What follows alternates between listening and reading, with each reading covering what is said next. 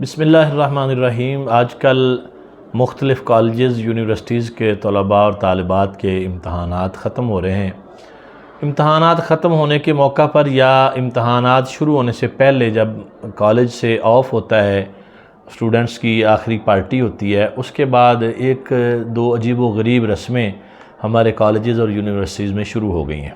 ایک تو یہ کہ لڑکیوں کی شرٹس پر دستخط کرتے ہیں، لڑکیاں لڑکوں کے، لڑکے لڑکیوں کی شرٹس پر، اور اساتذہ سے آٹوگراف کے طور پر دستخط کروائے جاتے ہیں۔ یہ ایک ایسی بیہودہ رسم ہے، ایسی ویڈیوز دیکھنے کو ملتی ہیں کہ ایک لڑکی کو چار لڑکے گھیر کر کھڑے ہیں، اس کی شرٹ پر ایسے بیہودہ جگہوں پر دستخط کر رہے ہیں کہ جو کسی بھی قابل عزت فرد کے لیے دیکھنے کی بھی گنجائش نہیں رکھتی۔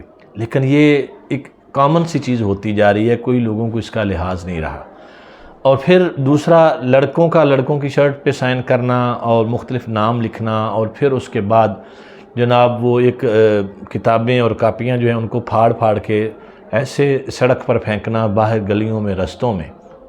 دیکھیے، پہلے تو ایسے شرٹس پر اس طرح نام لکھنا، ان میں مقدس نام بھی ہوتے ہیں، کوئی نام مقدس نہ بھی لکھا جائے، محمد نہ لکھا جائے، عبداللہ نام بھی لکھا جائے اگر بالفرض، تو الفابیٹس جو ہیں، حروف تہجی جو ہیں، وہ تو وہی ہیں جن کے ساتھ مل کر یہ نام بنتے ہیں، تو اس کا کوئی لحاظ نہیں کرتا۔ اور سب سے بڑھ کر بد تہذیبی یہ ہے کہ پھر وہ کاپیاں جو ہیں ان کو پھاڑ کر ان کے صفحے پھاڑ کر سڑکوں پر پھینک دیتے ہیں اور سمجھتے ہیں کہ ہم چل کر رہے ہیں۔